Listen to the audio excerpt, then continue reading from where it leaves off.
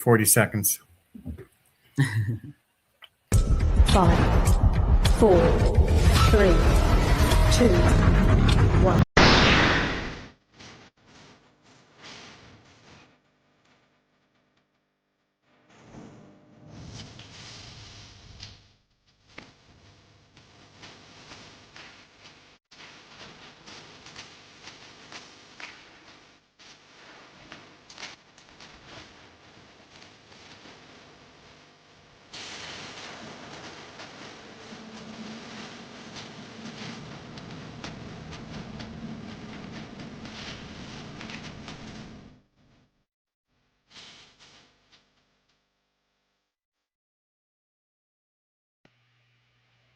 All right.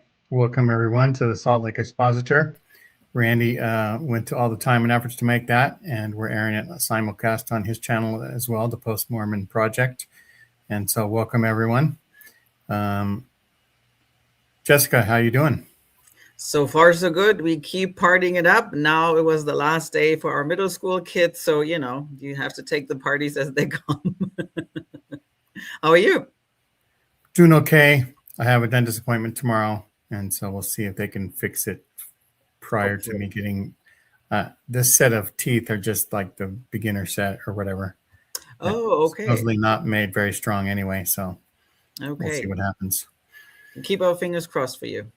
And so, yes, so we got we're going to run a couple of other little fun things first before we get into the dollars falling on Jesus' stock portfolio.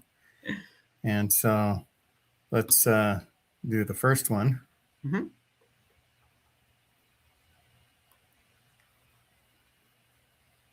Mormons are so weird. I recently had a day in Utah after a snowless ski trip with some friends, so I decided I'd kill time before my flight by going to see the Joseph Smith Sphinx. We were staying in Park City, so I grabbed all my stuff and drove a quick 40 minutes to Salt Lake. On my way in, though, I saw a billboard for tulips at the Grand America Hotel. I added that to my to-do list, too.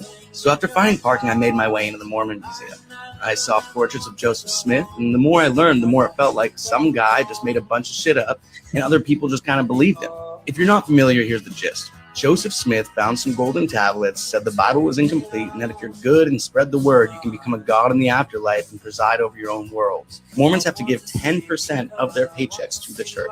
That's probably why there's so many banks right around the temple with biblical names. I imagine the Mormon church just getting richer, growing and growing, taking money from its members until it reaches up into the high heavens, where they'll be so close to God, they won't even think about the people below. Honestly, I prefer tulips. I went to the Grand America Hotel and I wasn't disappointed. They really had so many everywhere. I was stunned. I walked around their empty hallways, getting lost, and find my way back into the courtyard to look at these beautiful flowers. They only bloom once a year.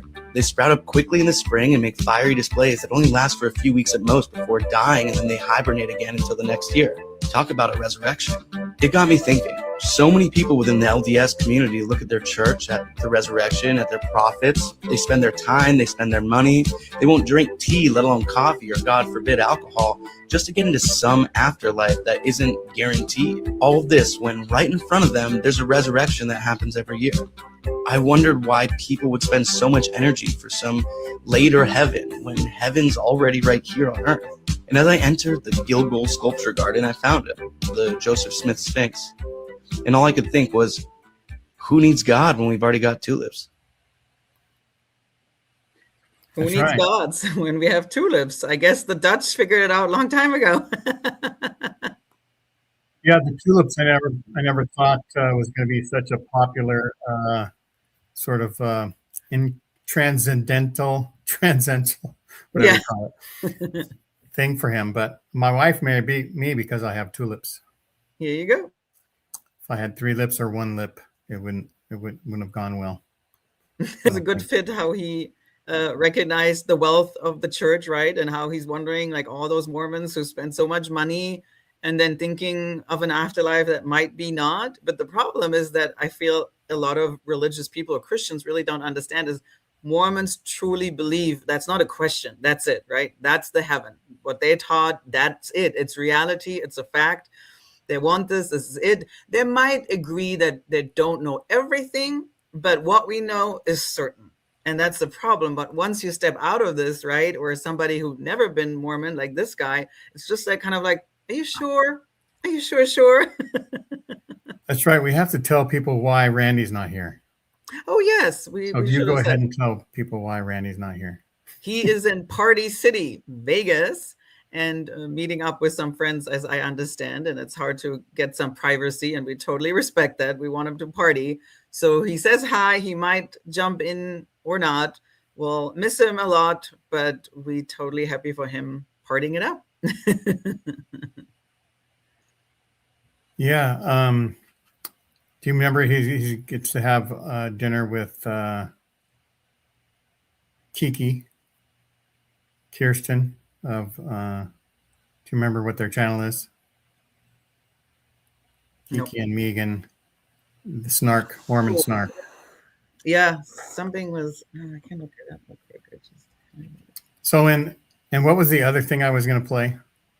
Oh, I can play that from now on. That was You can play that one. Was it Outer Snarkness? Is that them?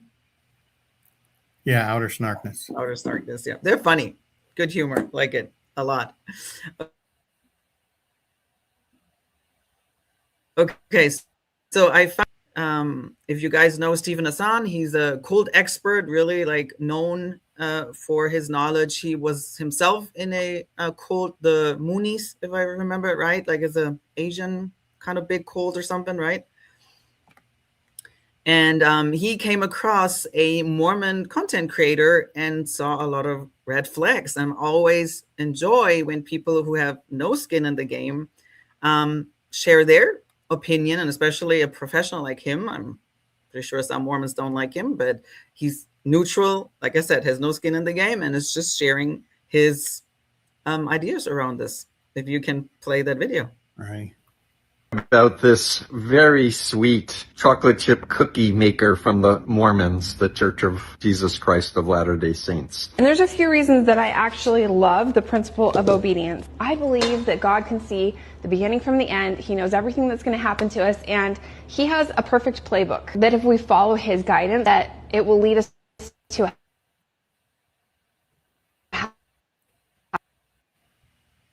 book of my mom's. And when I follow this exactly, it comes out perfectly every time. Hi, I'm Dr. Steve Hassan, cult expert. Yes, I wrote The Cult of Trump, Freedom of Mind, and Combating Cult Mind Control, which includes a story about an ex-Mormon. So many comments I want to make. First of all, life is not about obedience and like a recipe for chocolate chip cookies. No, I'm sorry. It's not the same thing. Human beings are supposed to have free will. We are supposed to be able to think for ourselves, make decisions, and the whole notion that they follow a prophet like Moses or Abraham, She obviously hasn't read the Bible and really doesn't know very much, apparently. And the notion of personal revelation, God, there's so many people on so many religious groups as well as wards on psychiatric facilities where people think they're prophets and get revelations directly from God. Let's use our critical faculties that God gave us. Let's reality test. Let's realize that God doesn't have a predetermined plan. In fact, the founder of the Mormons was a pedophile and a fraud, and the entire organization is one of the wealthiest businesses on earth, and they make people tithe, and she's so happy making her chocolate chip cookies. What do you think? Put your comments below, because I really have issues with this kind of sweetness. What do you think? Gene, what do you think? So I actually don't have issues with sweetness because every day is Halloween for me. But yeah, it's interesting. You know, there's things that you don't see when you're in it. Nobody thinks that they're in a cult until they're out of a cult. They think they were in a cult. And so anyhow. Yeah. And the sweetness to me always, like, as another thing I learned leaving Mormonism, is it's almost like Mormonism only knows one flavor, and they haven't learned to experience other flavors because, you know, like bitterness and alcohol, you cannot experience as a Mormonism, or coffee. That's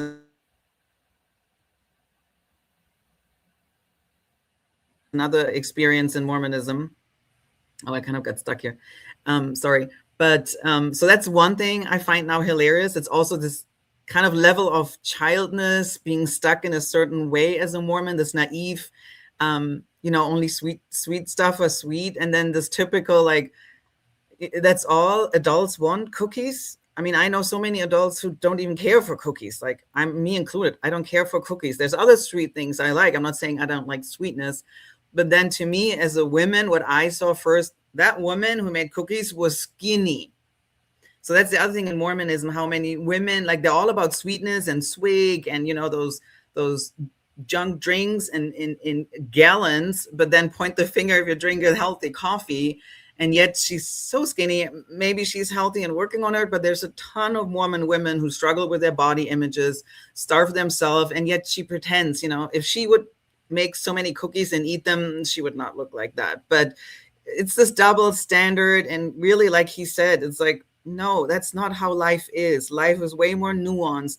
Life is way more complicated than just follow the recipe. But it's so on point with Mormonism. Mormons, almost like Germans, we like to follow rules. We want rules, you follow it, and then nothing can go wrong. And that's just not life. There you go. Speaking of skinny and somebody that used to be in a cult, we'll say hi to Diamond Dave. Did you want to talk Nothing about wrong. the whole thing? Oh, we have a lot to talk about.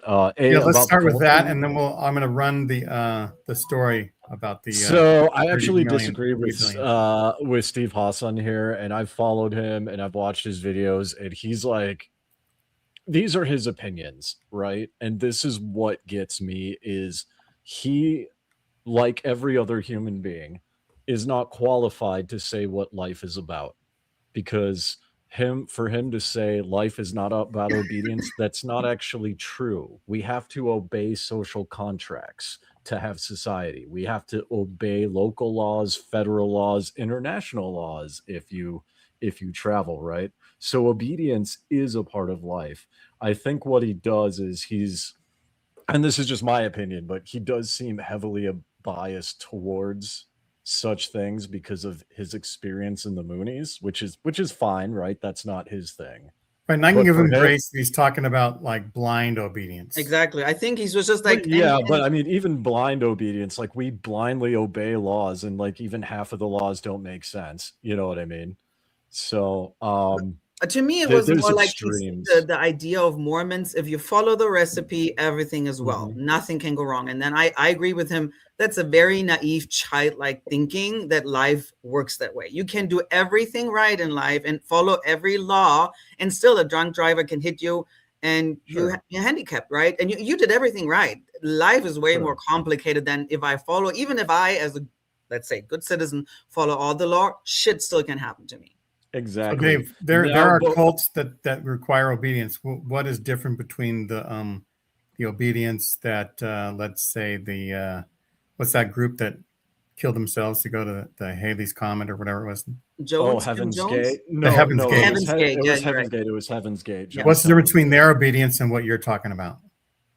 Well, so first of all, Heaven's Gate's a bad example. I would go with Jonestown in this one, not Heaven's Gate, because all of them actually believed it. Like they fervently believed it. And that is the difference, right? Blind obedience is when you you do it, but don't actually believe in it. You don't have faith in it, and you don't like actually gain from it.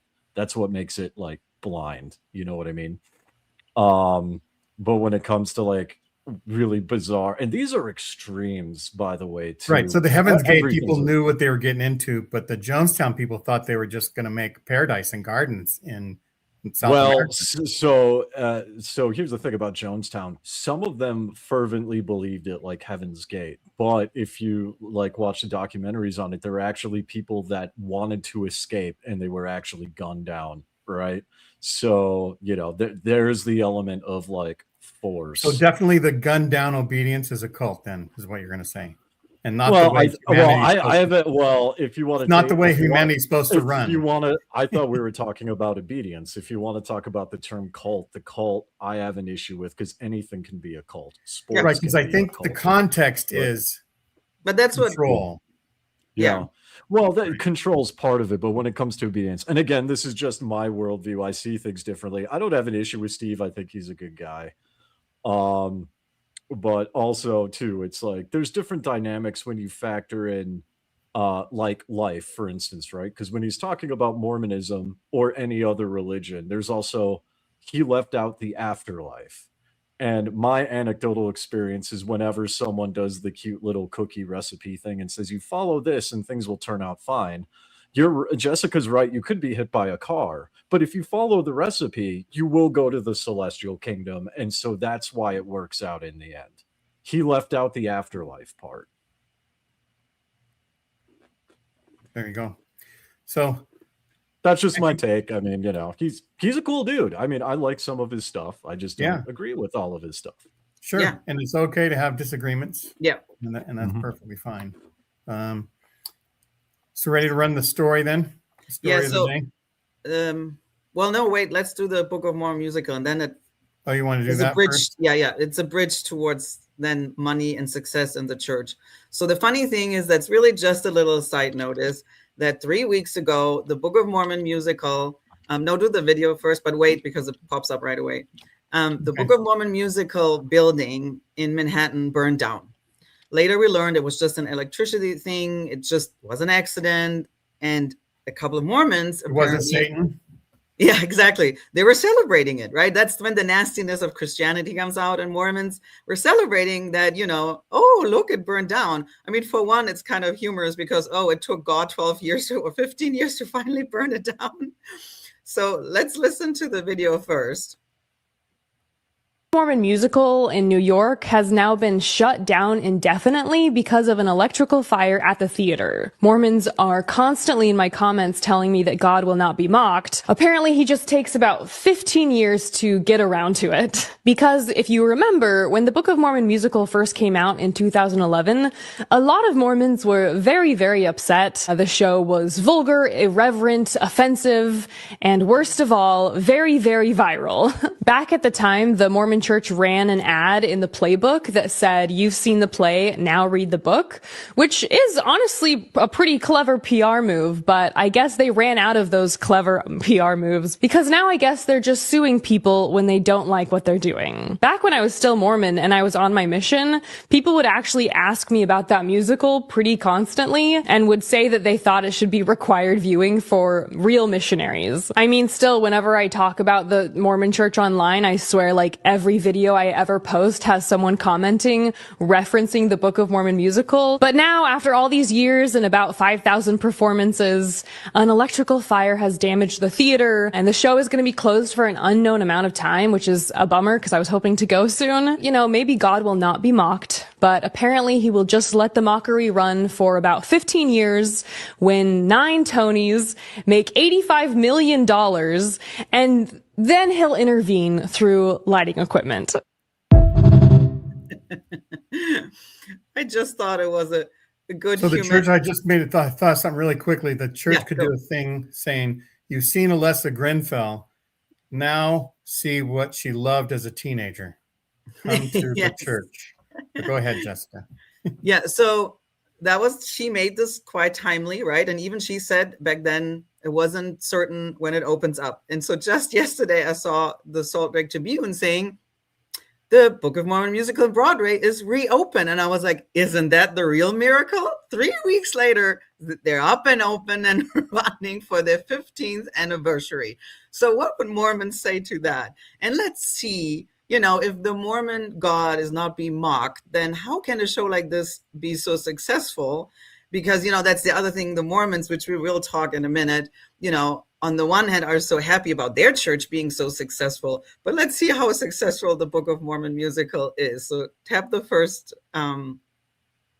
page. Yeah. Do you want to read it, Gene? There's a reason the Book of Mormon won 9 Tony Awards, including Best Musical and a Grammy for Best Musical Theater Album when it took Broadway by storm in 2011. And there's a reason it's still playing at the Eugene O'Neill Theater in New York City, where it is currently the 4th longest running show on Broadway and the 10th longest running Broadway show of all time. It has toured the country 3 times and has been seen by more than 20 million people worldwide. Yes. That's almost the population of the church. Exactly. No, it's more. Think about it, right? When we always, exactly, take that 17 million. Even then, it should be embarrassing, right? I'm just saying 3 million were church members and they left early, so they didn't really see the whole thing. Yes, but we all know, right? Like theoretically, the activity number is, if we're gracious, 3, 4, 5 millions worldwide, and 20 million people have seen the Book of Mormon musical. I mean, that by itself is like, where is your God who doesn't want to be mocked? And now he just burns it down and thinks that's it. That shuts them down. And where'd you see it and when, Jessica? Hmm? Where'd you see it and when? I seen it in 2022 in Manhattan. I seen it in London. They have a fixed theater as well. And I seen it in Austin when they were a year later. So every year almost when they were on the road, and I have seen it in Austin. Dave, have you seen it? At home. The Book of Mormon musical? No, Yeah. I have not seen it. Do you have the tape and you sing the songs while you're driving? Me? No, Dave. What? We don't have a car. You don't carry a boombox with you? No. We can give a taste. Do the next. So video. I saw it on my birthday in 20. Oh.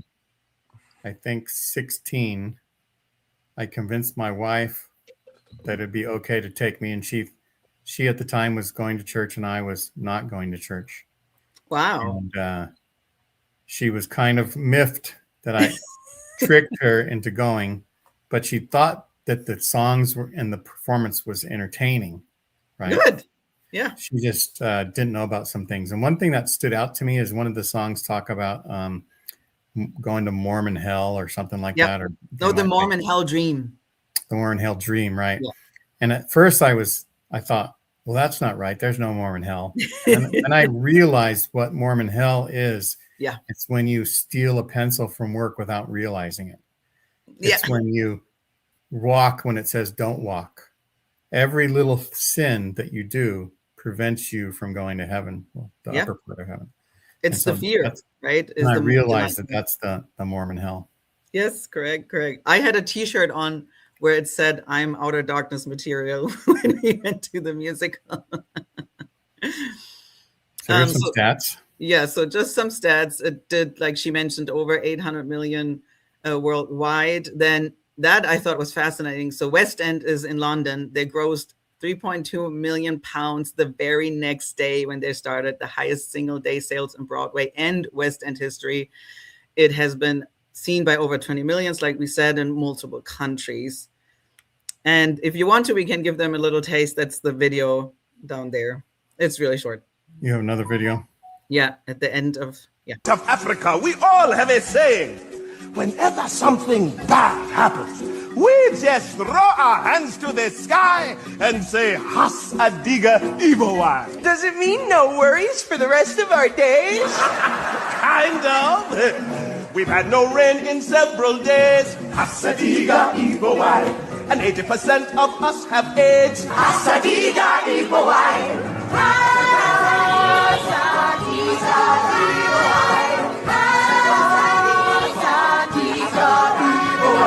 What the Mormons don't know, but soon will find out, is that the locals are flipping the finger at their Heavenly Father. F you to Heavenly Father?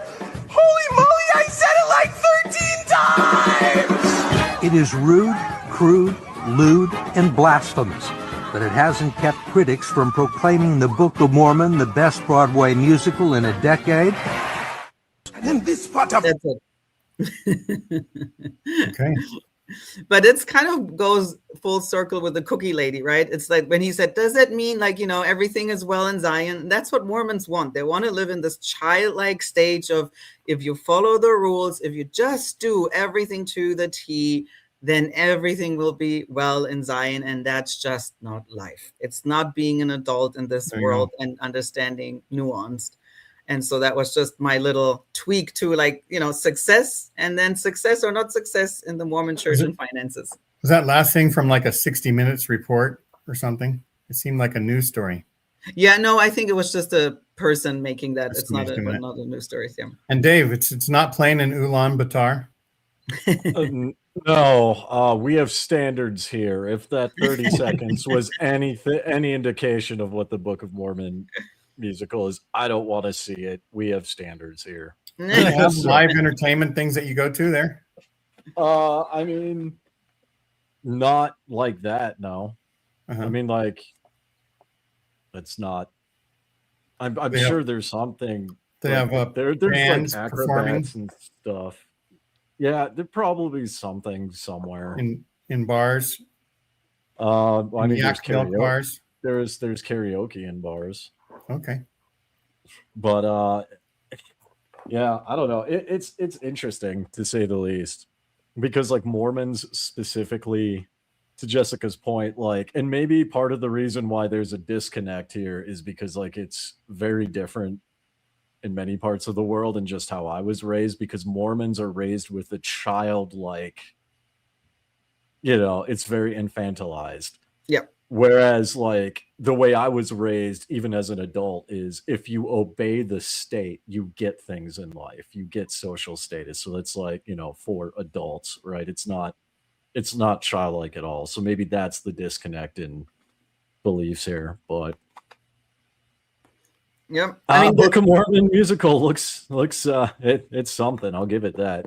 It's definitely, I love it. There's so much more to it. I think the essence isn't even in that little snippet, right? It's like, so the African guy is telling him 80% of us have AIDS. Like, we have real problems. And then here comes those two teenagers thinking they can save Africa with a book that says literally nothing about that. There's nothing, no proof of concept. Sure, Mormons can believe in their blessings of the sick, but I have never heard of a Mormon blessing somebody from AIDS. So, I think that's just the contrast that music really well shows. Those naive colonizing Mormons thinking they can give Africa hope, but they have nothing. And they don't even want to put money to their mouth, right? They just want you to read the book, get baptized, and that's pretty much it. Because the power and money stays in America.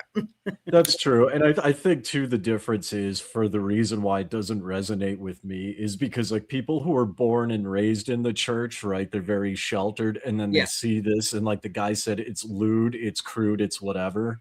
And I'm watching it like as a convert, right? I'm like, dude, I've seen South Park, I've seen Family Guy. This doesn't even come close to half of this shit I've seen on South Park. You know what I mean? Those are the South Park creators that did the Book of Mormon musical. Oh, really? Okay. Yep. But I mean, okay, that's good to know. But I mean, just like if you compare the two, like Family Guy and South Park are like way off the chain compared to that. It's more tame.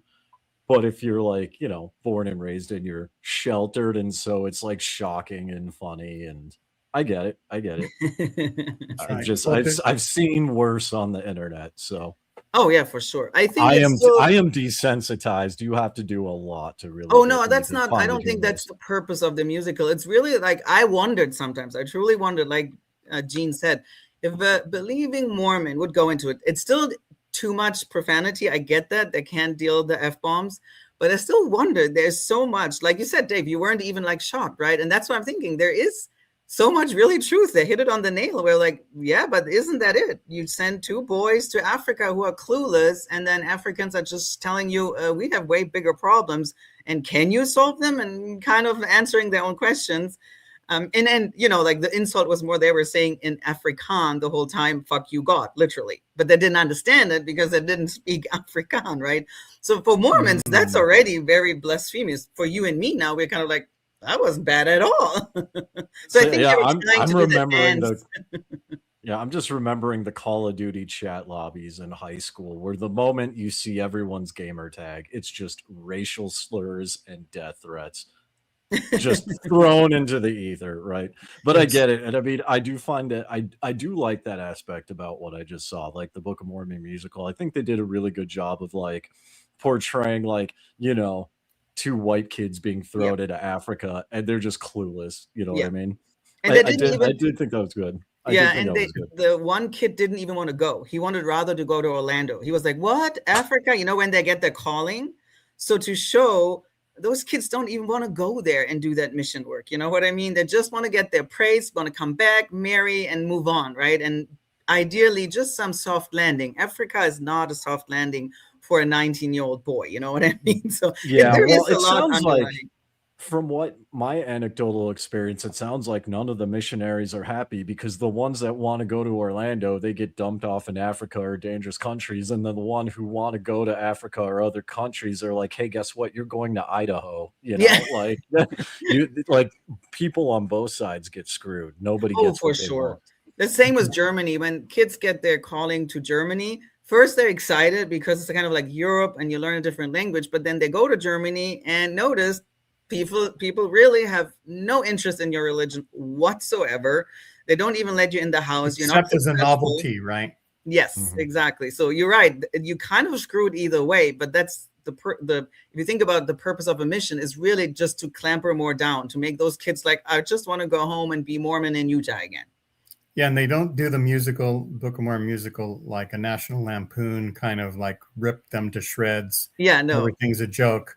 It does have a good story, Yeah. and the songs are good, and the acting is usually pretty good. Yes, for sure. And so anyway, so to introduce our titular story that's in the title, we have, if you haven't heard it yet, John Dehlin on Fridays is teaming up with Megan Hayes of Generally Unquotable to do sort of a weekly roundup recap of the news, and I'll play how they introduce this. Let's go to the next story. Okay, the LDS Church's stock portfolio loses billions again. Here are the latest numbers. That's the headline. And I don't know about you, John, but every time I see something about the church's stock portfolio, I mean, even putting those words together just drives me mad. And I can't help but think if they're losing billions of dollars, and it's really just not even a problem for them, why did I not, buy some shoes for my kindergartner when I needed to? Instead, I paid tithing. Like this is one of the areas where I still can get those feelings of rage when it comes to the church. No, there's always that sort of what would Jesus do? And then there's sort of the derivative of that. Who would Jesus sue? Like referring to the lawsuit against me. Who would Jesus sue? And we need to have you need to have a t-shirt, Megan, that says, what stocks would Jesus buy? Yes. What stocks would Jesus sell? I mean, the Book of Mormon condemns consumerism and well, that's good enough for now. Yeah, don't get a copyright strike. Yeah, so Diamond Dave, you're a banker. Yeah, I worked at Wells Fargo for about 6 years, and then I have a couple of years of financial services consulting experience outside of that. So I believe they lost like $3 billion US dollars, which sounds like a lot. But when your net worth is $300 billion total in assets, well, that's a 1%. Like nobody cares. But also too, what people don't understand is you can actually make money off of stock market losses through put options and short selling. And often what what corporations will do, and what I'm positive the church will do, because it's a corporation, they do something called hedging, right? So when they'll buy a stock expecting it to go up, but they'll also take the opposite position, like short sell it as an example. So if they go down, they still make money somewhere else and mitigate the loss, right? It's like an insurance policy. Right. Yep, exactly. It's like an insurance policy. And but do they have to report those things anywhere? Yes, they do have to report it. Okay. Now because we only know about the loss because they have to report their and 501c3s. I don't remember. I know corporations have what's called a 10K report where they show all their accounting and their losses and their gains, right, and their taxes, right. And this is my next point: is losing $3 billion can actually benefit the church from a tax perspective because they can write that off as a loss. So, and it would not surprise me if they're double dipping in that they are writing off like labor hours, right, of like volunteer hours. They're reporting that as like part of their assets, but it would not surprise me if they're writing that off as a loss as well, because time does have a monetary value. So you can write that off too in other ways, and that gets very complicated, borderline outside of my pay scale, but I do know you can do that. I know from the widows. Do you know very much about Ensign Peak, Dave? I know bits and pieces. I haven't followed them like financially. Just what you've seen on Mormonism Live? Pretty much, and like things that pop up on the internet. So I looked at the SEC, like the SEC documents and like all that. And I don't personally buy the argument that, and this is just my personal opinion, right? From what I've seen, I don't buy the whole somebody filed something late or incorrectly, because like that would not fly in a multi-billion-dollar corporation. Like I used to work at Wells Fargo, right? So if like the accountants for Wells Fargo who are involved at a government level with taxes filed something late, that would be the end of their financial career. That they might even get sued because of the monetary losses, the damage that it does to the company, right? I personally don't buy that. Right, because what you're but talking about is the church didn't file their 13F filings, whatever it is, for the SEC. Correct. And so the Ensign Peak Advisors got fined $4 million, and the Yeah. presidency of the church got fined $1 million. Well, they And also now- didn't do it for over a decade, right? They didn't Right, yeah, file that's it for actually- over a that's- decade. And I will say that's actually a low amount, because while it sounds like a lot and while it's on the higher end, when you're talking about a multi-billion-dollar corporation with 13 LLCs that are, you know, making hundreds of millions of dollars, that's really a slap on the wrist. Yeah.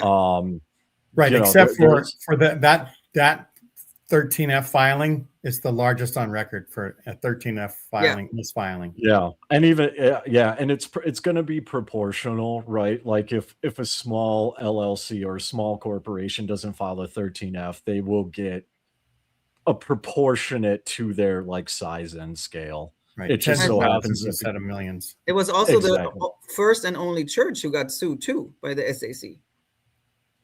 Mhm. Yeah, I don't know So- about that. Yeah. but that's Lots of probably- impressive stats, so to speak. Hey, I mean, the Yeah. church wants to be number one, and it's making Yep. number ones all over the place. so- Certainly it But- is. Now, what I will also say too is that having shell companies is not illegal. It is Yeah. not illegal. It is part of the global financial system. And that's how not just the church, but that's how global corporations operate. You think about, like, for those of you who have kids that play video games, Sega Genesis, right? You remember the really old Segas, the Sega Genesis, the big gray boxes? Well, that is actually a shell company, right? Yep. It started in Korea, but in order to get it into Canada and then subsequently the US, you have to create a subsidiary company. So, and 501(c) and 501(c)(4)s, they can do that. 4Cs, right? Yeah. They can do that. What I you can learned do though that. is, which was odd, that they had those shell companies, and the head of each shell companies were members, obviously, and they were just told to sign it, even when they were asking, so what is the paper saying? They're like, don't worry about it, we got it covered, we just need your signature, so that it looks like there were different managers over every shell company. It wasn't. It was always the first presidency. Mhm. So it's just a lot of gray. We're not saying, they were breaking the law right and left, but, for a church Yeah. who wants the utmost truth from every member when it comes to tithing, right? It's not 9%, it's not 8%, it's 10%. And wait a second, I'm stuck. Yeah. And every year you have to do a tithing declaration as a member, and yet there for years just forget to do it. It's just, a punch in the gut for members, where I feel like, wait a second, I was, you get, hampered down and have to even maybe pay tithing later or afterwards or whatever to get into the temple. And yet they can just say, we kind of forgot, we did it this way and that way. It's just odd for a church who claims to have such high standards. Yeah, and I mean, I do agree with that. Also, you do also comparing the church to members, like I definitely agree with that, and 100%. When it comes to like financial law and accounting, comparing a church like the size of the LDS Church to an individual is really, really hard to do. Oh, no, if for not sure. impossible, because it's just completely different dynamics. Yeah. It's just the and I morals mean, kind of. yeah, and I mean, like the average person, and I've helped people set this up when I was a small business banker in Minnesota, is what you can do legally is if you have a small business, you can set up your own nonprofit and you do nonprofit things. So what you do to reduce taxes is your business donates to your 501(c)(3) and gets a tax write-off. You donate to your 501c3, you get a tax write-off, but you can also legally draw a salary from your own 501c3. So you can like literally just kind of like spin the bucket, right? Right. You can like churn it, and that's what the church does on an international scale. And Yeah. that's why it's, you know, like Gene was saying earlier, right? We're not dealing with tens of thousands of dollars kind of going No, in a yeah. circle with one person. We're dealing with billions of dollars internationally. But then the other thing that I thought was so fascinating to me back then is the reasoning, right? When the first presidency had to make a statement, and their statement was, at least the two that was like to me a big red flag, was like, once, why didn't you tell the members? Oh, because we were worried they wouldn't pay their tithing. Why are you so worried? If the members would know how much money you have, they're not paying their tithing. And then second, how is that free will? Let them decide for themselves.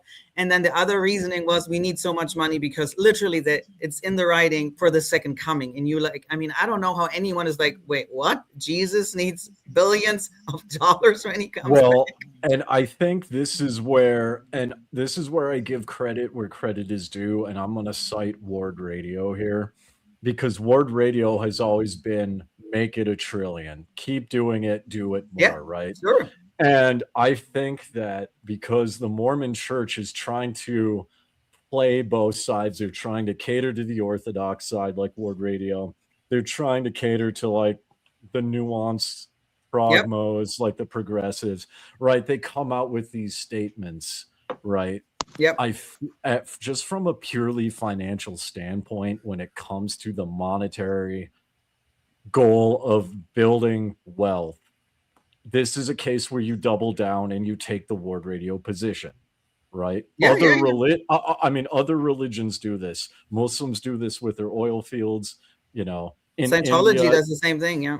Scientology does, Hindus do. I mean, like, we have temples made of gold, and some of them, the temples alone are valued at $1 trillion, not including the land, not including whatever's inside of it, right? People double down on this. So it's interesting to me that the Mormon Church wants to like play these PR games when financially the best move is just to double down.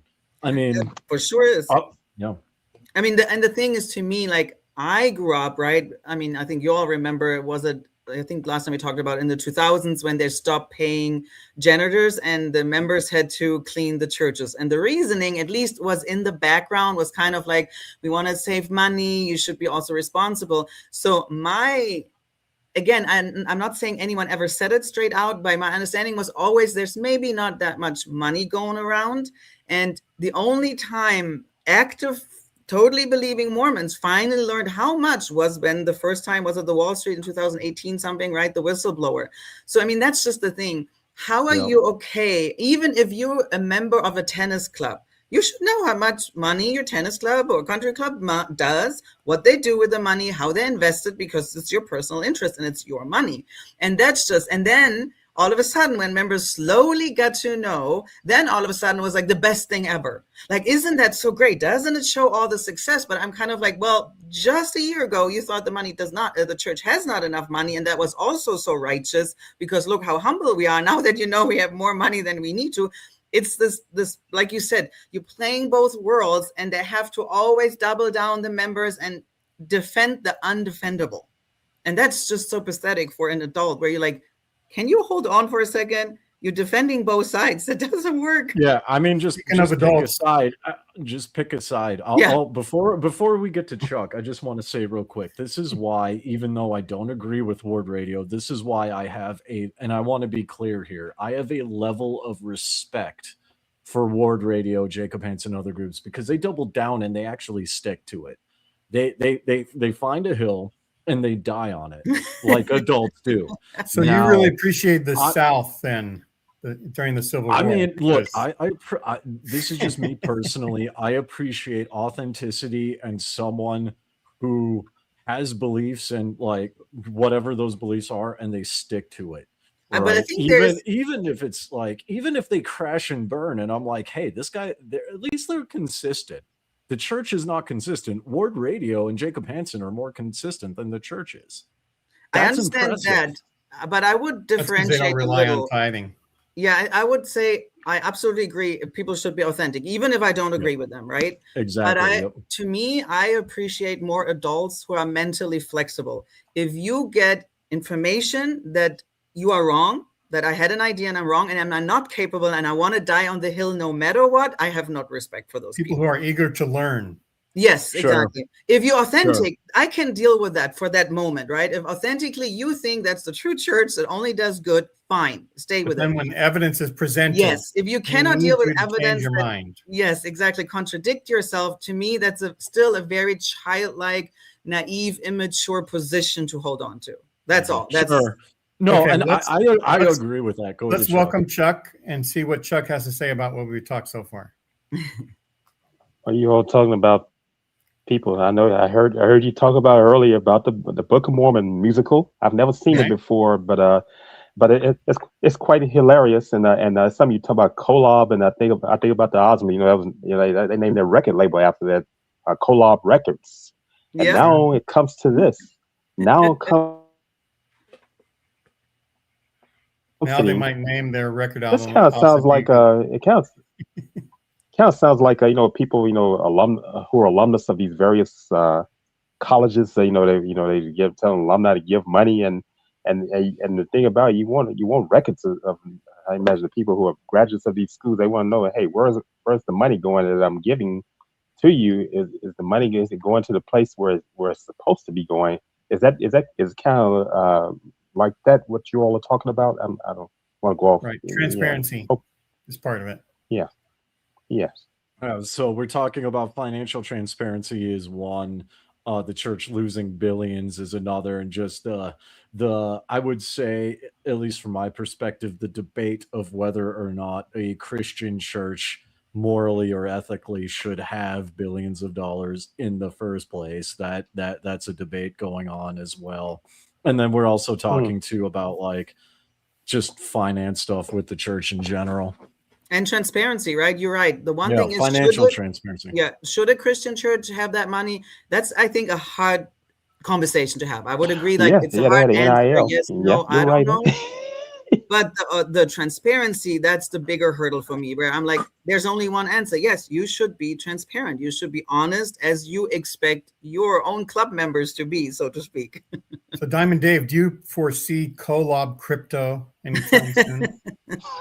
That would not surprise me. I can see it wouldn't be done by the church, but I could see people who are like more orthodox of like my age or younger of the Ward Radio crowd or Jacob Hansen's crowd, like starting it.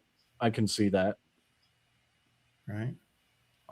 I mean, because there's something called, like when it comes to cryptocurrency, there's something called meme coins, right? And they usually have no value whatsoever, but they're basically pump and dumps where people create them and a bunch of people buy in because it's hilarious, and then they sell off like yeah. I mean, well, that's NFTs. That's a little different, but I mean, like Dogecoin, that got famous and everyone sold off at 69 cents because of what 69 means, and so I could see something similar happening on a more private level.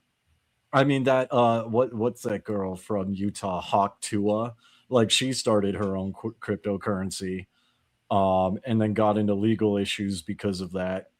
Was ended up because the Mormon Church had Hawk Tua as one of their trademarks. No, because she no, I don't even get the joke, but no. That would So be the opposite of the Mormon Church doing a sexual reference. Oh, but yeah. So basically, what had happened was she started her own crypto, made off with a bunch of money, and it imploded. And she was investigated for like scamming people. Well, the investigation, to the best of my knowledge, she never faced any criminal charges because it was proven, allegedly, from what I've seen, that she legitimately did not know what she was doing.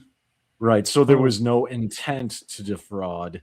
It was she did something. She had no idea what she was doing. Nobody knew what they were doing. And the people that were in it were just, it's speculative. And when you get into speculative investments, there's high risk, and that's, so buyer beware on that one.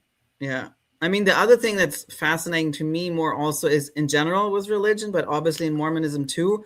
Let's say, okay, you're a successful organization and you make a lot of money. The question then to me still was, and I even harbored with that when I was a member, is, but how much should you give back? Because you're tax exempt because you're a religion. You're not a business, right? You cannot tell and you cannot, do anything for profit, so to speak. But at least what I understand, the Mormon Church gives 0.05%. I don't think any private person would, claim themselves to be very charitable if they give 0.05% to charity. So, where's that? I mean, now right this limit? this is I get that, and this is something that I wonder too, because obviously forced charity is not charity, right? People should give what is good for them. Yeah. Now, on the flip side, the church gives like 1.1% away, which percentage wise is not a lot. However, when you're talking about dollar amounts in US dollars in third world countries, that does do a lot, right? That does do a lot. So, they do give away 1.1 billion to different projects and to different things. And this is provable. It's not nearly as much as they could be doing. But if you take 10 million of that dollar and 10 million US dollars and bring it to help people in Uganda, you can literally help 1/3 of the population when it comes to currency conversion rates, the US dollar, inflation, local things, right? So, but be it as it may, that money is maybe more worth outside of the US. Is that still a right for you to hoard money, right? Because that money is still not going into communities, even in the US. So how is it just even, let's say that's right, it does do more in Africa or other countries. And then the question is, how much does the church invest in other countries? But is that then still rightful and righteous if, they're churches? So we have to take them by their moral standards and saying, therefore, it's okay to hoard most of your money and it will never see the light of day, right? I mean, that was the whistleblower why he had such a hard time as a Mormon Wall Street working for the church, where he's like, money came in and never went back out.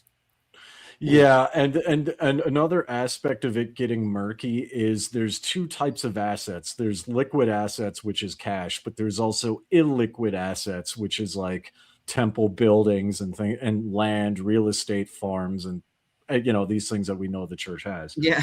Right. And so a lot of that wealth, obviously not all of it, but a lot of that wealth is wrapped up in illiquid assets.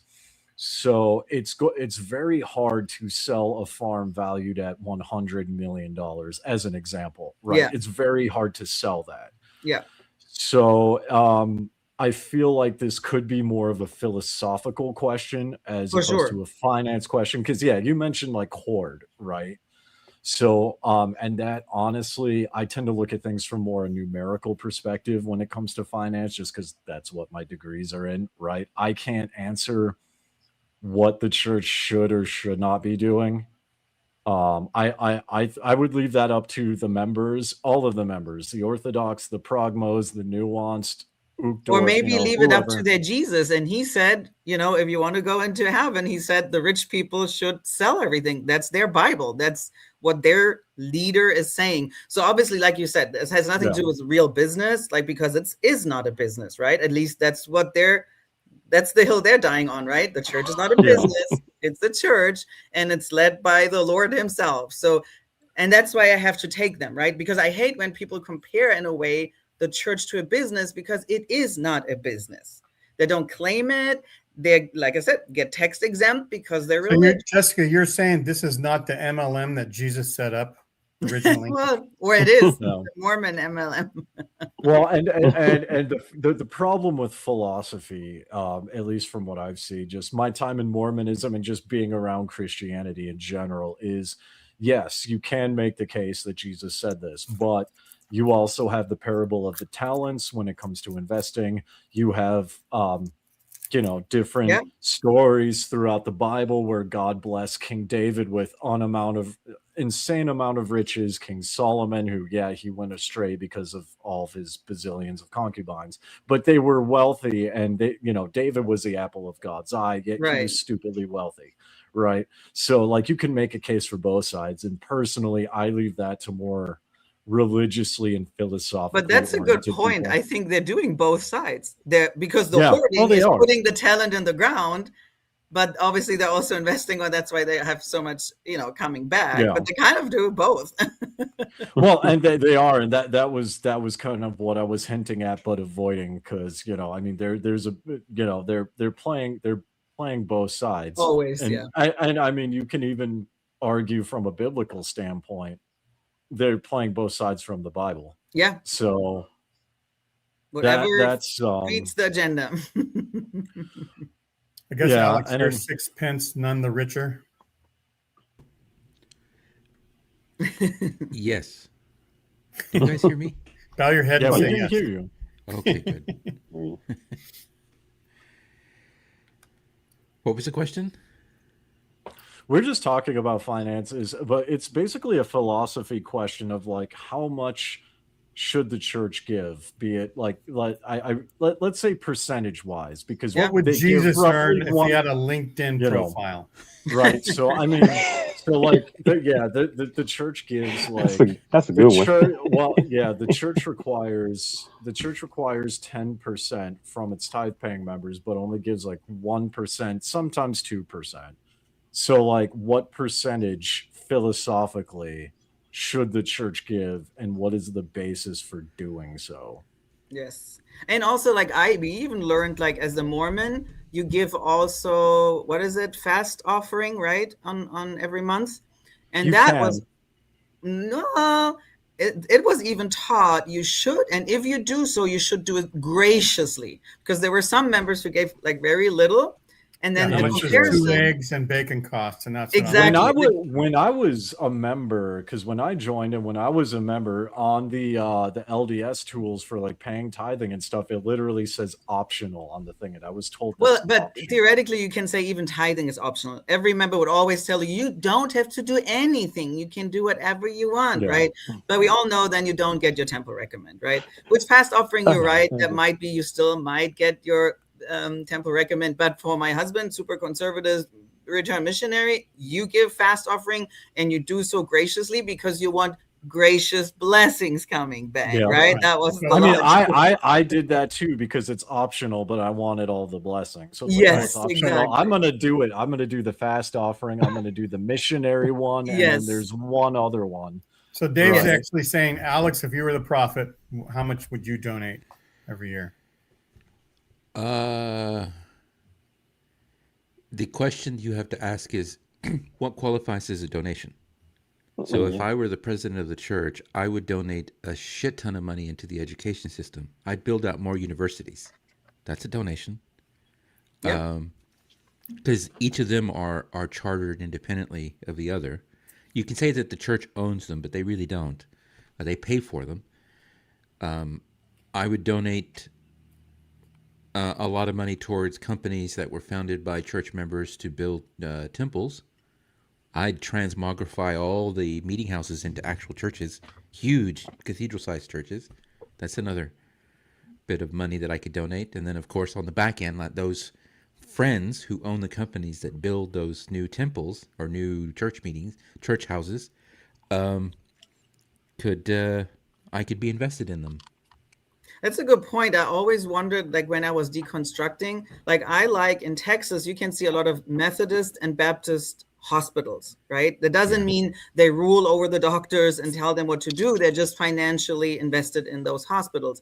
And I always wondered, why does the Mormon Church, at least in Utah, right, doesn't do that? Why is there not an LDS hospital or whatever? I think there is. There I think is. there is. Is? Yeah, there Hospital. is. Yeah, there is. One. I was born in One, a Catholic okay, here you go. hospital in Monroe.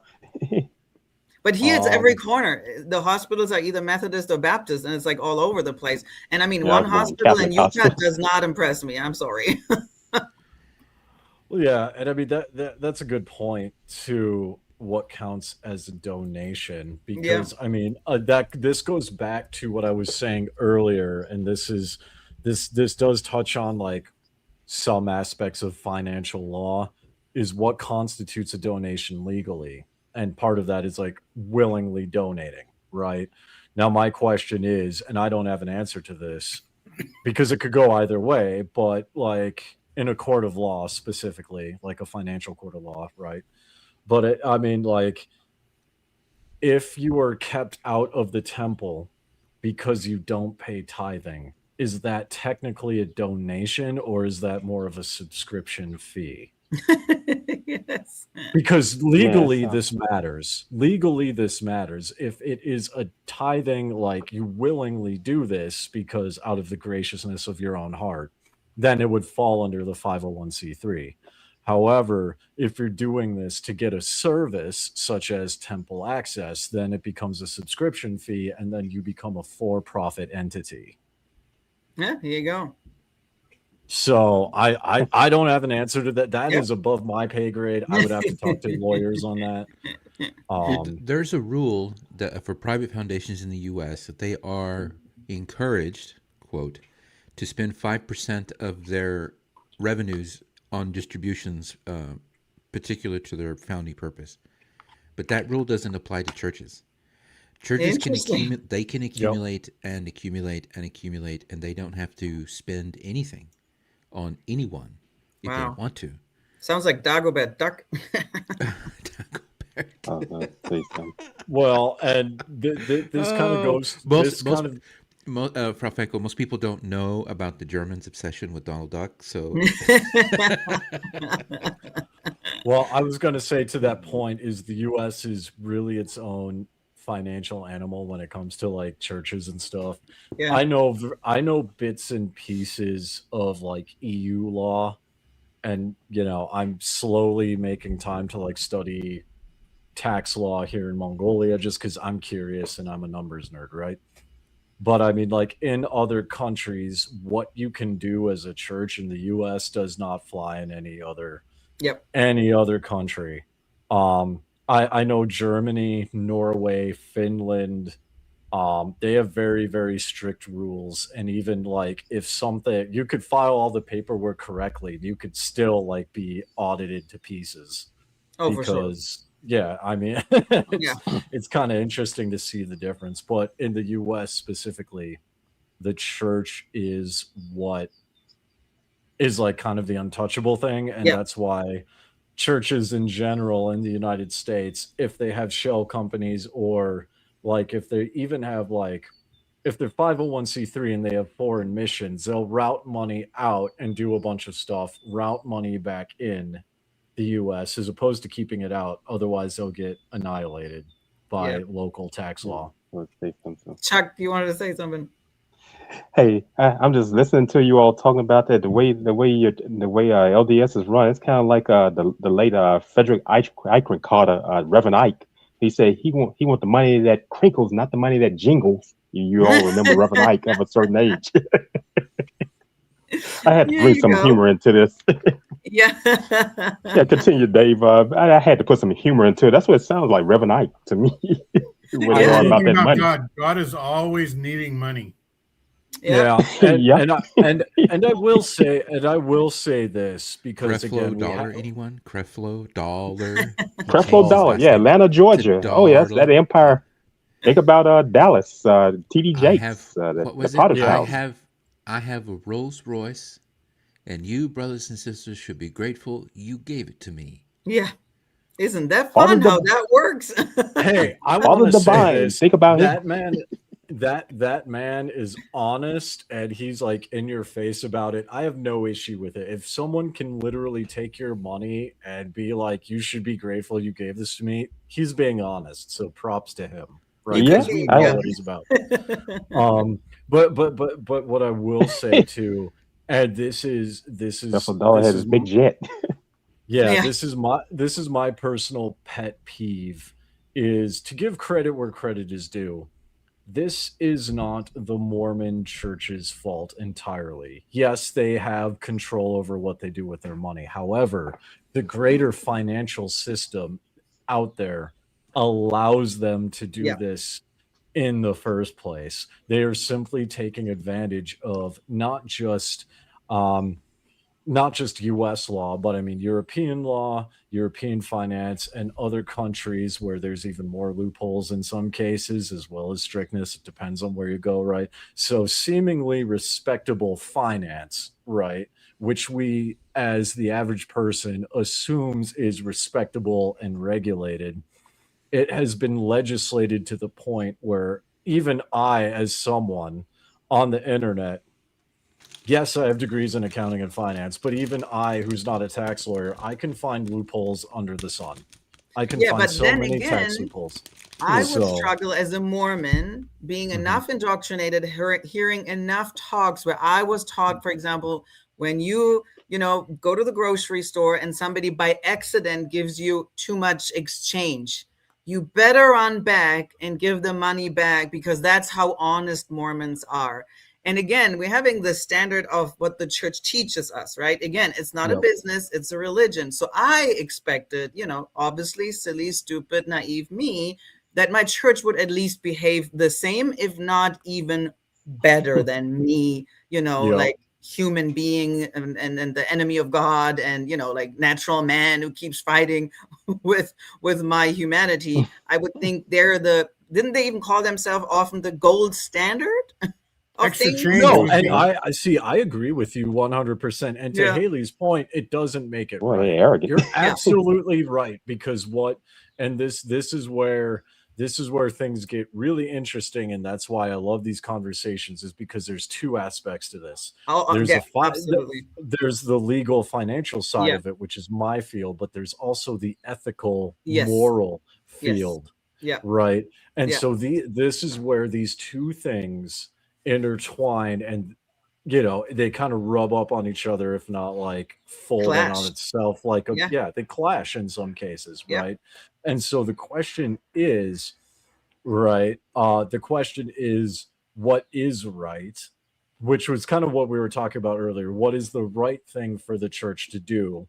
And I would take it a step further, because if you make a claim that something is right, there needs to be a basis for doing so. Right. So, and this doesn't just apply to the church. This applies to like March for Dimes, where they get billions of dollars in donations, but most of it goes to administrative fees, right? So the question becomes, from religious and secular, what is right and what authority deems it so? And then that's its own rabbit hole that we could spend hours getting into. Which is also fascinating with the Mormon church, which I wasn't aware, because I grew up, like I said, in Germany, but I think outside of the Utah, it's kind of the same. Is in Utah, you have enough administration, like CES administrators, who get paid. Even seminaries teachers get paid. Outside of Utah, all of a sudden, it doesn't trickle as much anymore. It's all laid, right? You all do it for free labor, right and left. And that was I why heard it was so about that. hard. Yeah. Yep. And so that's when it hurts, when Yeah, you're we like, paid. why does my Mormon, pal in Utah gets paid for doing seminary, and me in Germany, or even teaching in Texas, doing the same amount of work, just do it for free. Same work. I even worked in the temple office for free. In Utah, you get paid. So that's just also where it's so unevenly and not fairly, even among the own members. The money doesn't really trickle down outside of Utah. And then I don't know if you guys remember, there's this book, Truth Telling. It's one of the 70s, Hans Matson. And he was a 70 authority from Sweden.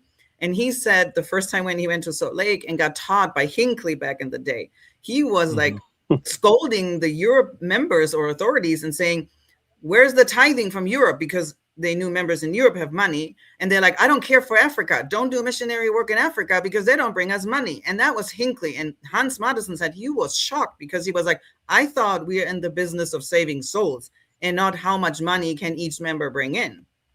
Well, You know, yeah, and Gordon this King? goes back. Sorry, Go ahead, Chuck. Chuck. Were you talking about Gordon Hinckley? Mm-hmm. No. Well, this goes back to playing both sides, because the church plays the side of religion, but it also plays the side of finance. And Yeah. this is something that, even like as an outsider convert who still follows the church and still stays up to date with like financial law, and I still talk with people on occasion back in Wells Fargo, right? And it's like, what's your goal here? right? Yeah, Because if exactly. it's saving souls, that's fine. But then you've got this like financial things going on. You know what I mean? And Yeah. you're really concerned about money. And it's the reality is, and this is just my personal opinion as a non-Christian, is if you are a Christian and you are concerned with saving souls, what happens on this physical earth should not matter. Because Yeah. it's the afterlife that matters. Yeah. Right?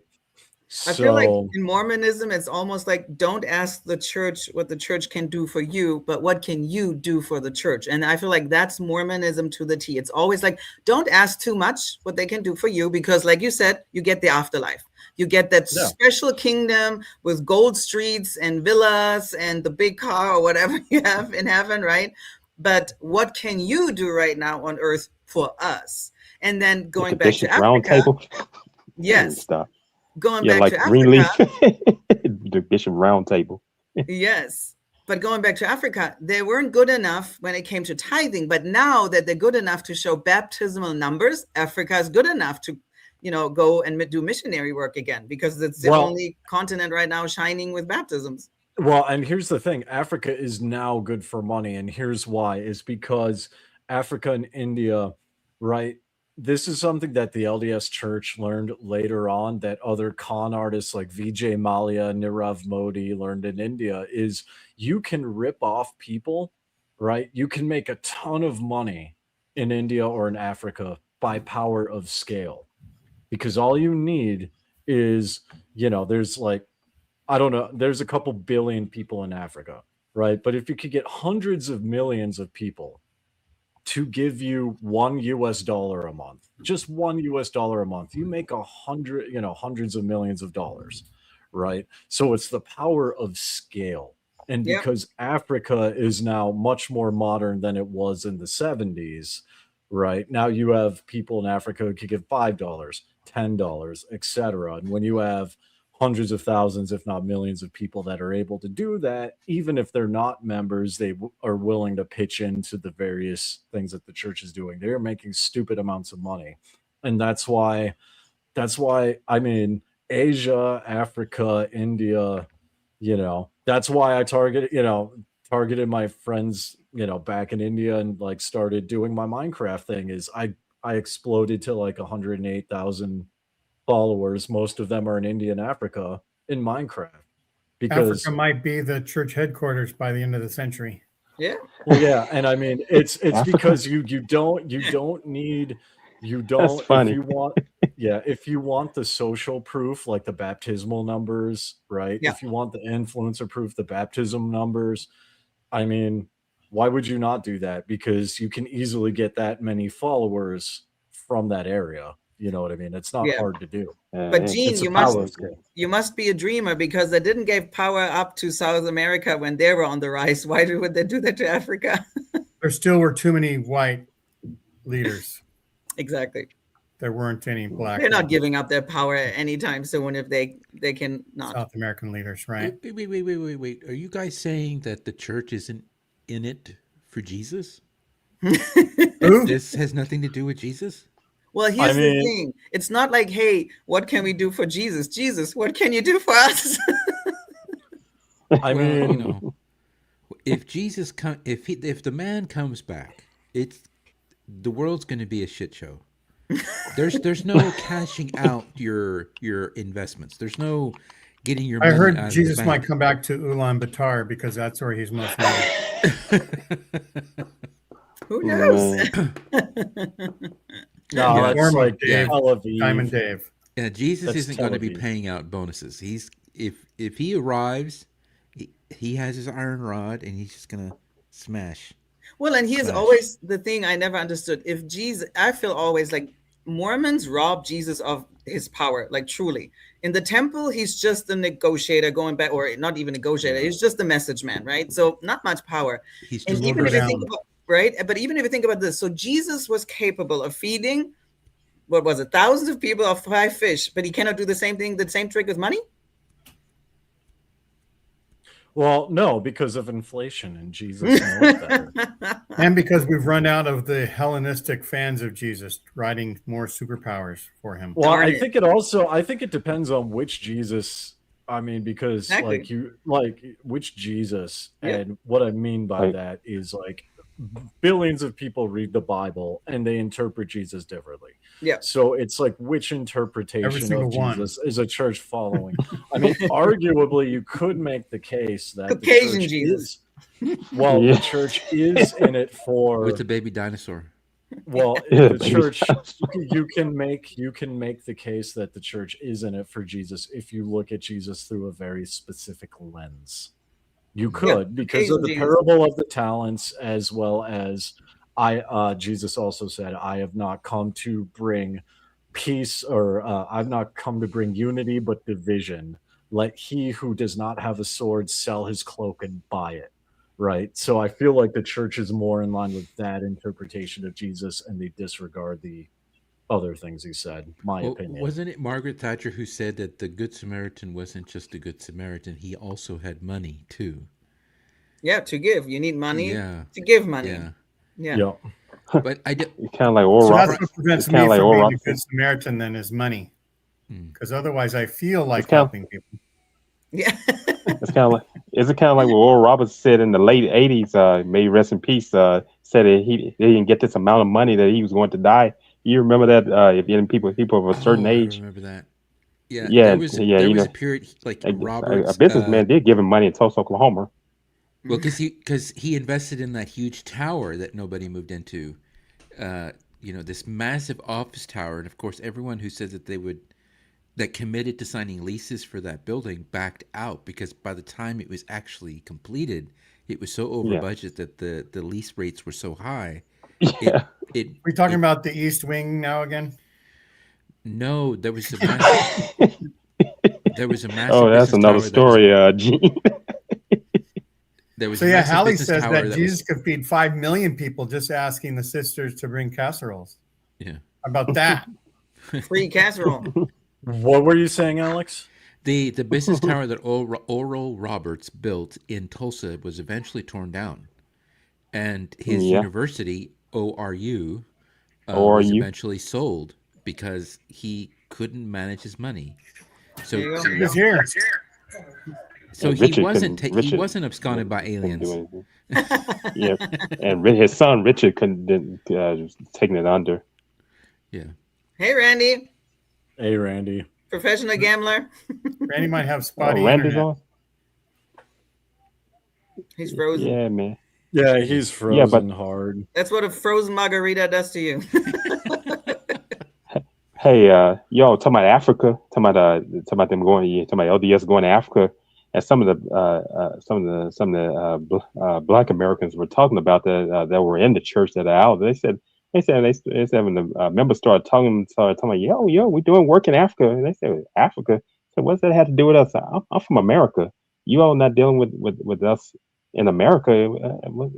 Africa doesn't have anything to do with it. Yeah. Even Chanel Achenbach talked about that when she was on John Dillon. Yeah.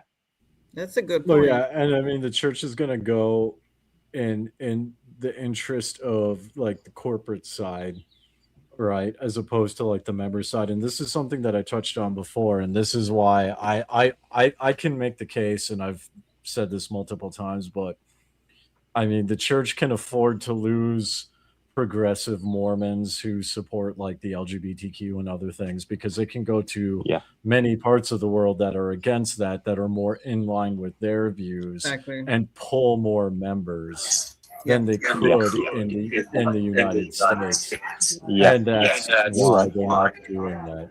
Oh my God, there's an echo. Are you dressed green like money? Hey, how you doing? How you doing, Randy? Safety. Hey, win some money for me, man. Doing great, guys. I'm actually in Vegas here, and I'm sitting right at the moment with Miss Woozy. Miss Woozy. All right. Oh. And Amanda went potty, but she'll be back a little bit. I just wanted to pop in and say hello to everyone, and say that I wish I could be there, and I'm sorry I can't, but I And wandered we away all wish from to the. be in Vegas, so don't do that. Oh yeah, yeah. We are having a freaking blast. Good. I have family that live in Vegas. Say hello to them, Randy. I have I will. family out there. Yeah. I already looked them up and said hello. So Yeah, a lot of my Anyway. they're from Tallulah, Louisiana, my father's hometown. nice. Well, I just wanted to give my love to y'all, and hope the show is going great. Yes. And I'll be back with bells on next week. Sounds good. Okay, guys. See ya. All right, you take care, man. Hey, win some money for me, man. I need some money. Okay, you got it. I had to pay bills.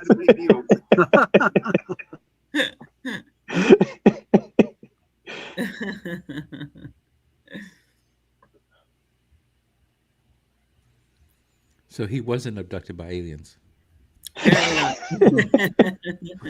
Speaking of aliens, the only people that can match Jesus for not being here for dinner every year are the aliens. Oh, the aliens. Same present. Jesus has been late for dinner for 2,000 years, and Yeah. yet people still put a setting out for him. Expect him to be here soon. Yeah.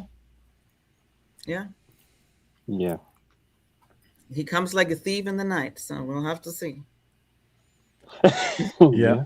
One thing I did want to bring up about like how much should the church give is okay, I'm not muted. Cool.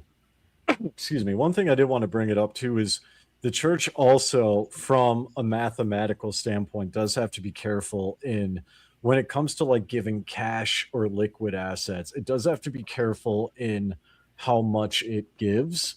It has to account for the inflation rate of the currency, right? Of the country that wants to give, right? Because I know a lot of people want, hey, why doesn't the church just dole out money to all these third world countries?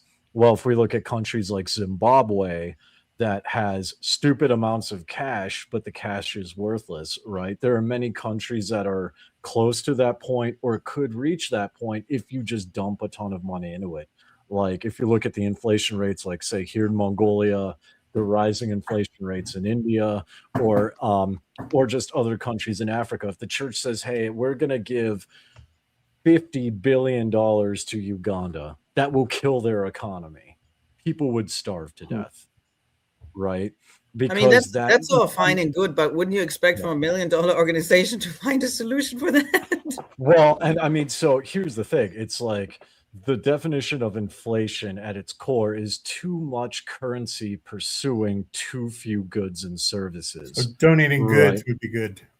So it would be better, and this is where Gene's point comes in. It would be better for the church to buy with American cash a lot of American goods and then pay American cash to ship it to these countries.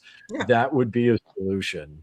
But from what, and I'm just responding not to you guys, but to what I see on the internet, where I see a lot of people be like, well, why doesn't the church just give these countries a bunch of money? Oh, okay. That's why I'm responding to that thing specifically, because there's a lot of people who are like, hey, we should just, spread the money out equally, right? If you give $50 billion to Uganda, it will kill their economy right now because there's not enough goods, services, or natural resources that can accommodate that currency. Right. Yeah. And you have hyperinflation. But to Gene's point, and to Jessica's point, even that is a solution that the church could do. Yeah. Right. And And the there's other no, interesting- Jesus never gave money to African countries. It's not in the Bible. You also didn't end up in America. That's also not in the Bible.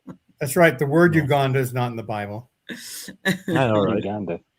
You talking about Idi Amin's Uganda? Idi If Amin. people know about Idi Amin, the cannibal. The cannibalism. Well, I mean, I'm Hindu, and I know a lot about that because cannibal?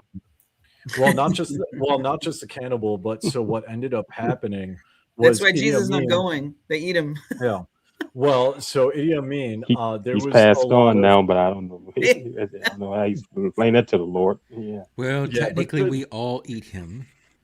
Oh, that's true. As Yes, you're Christians, right. we all eat Jesus. Yeah. Yep. Now back to what Chuck was saying.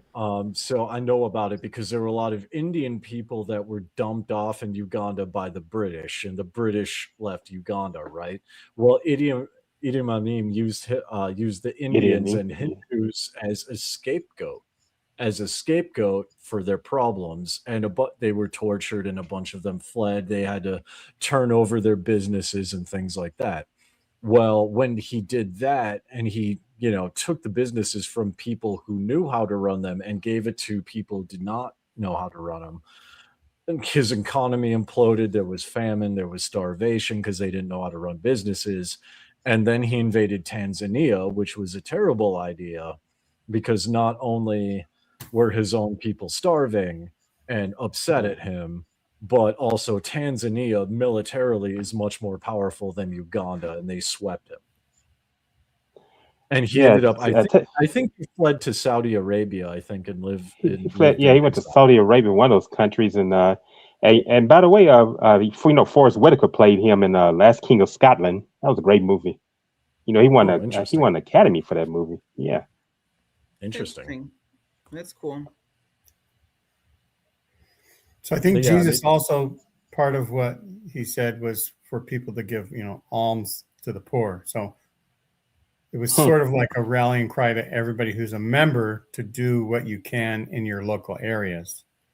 And so, yeah. And I mean, to your point, the Apostle Paul himself says that true religion is taking care of the widows and orphans. Yeah.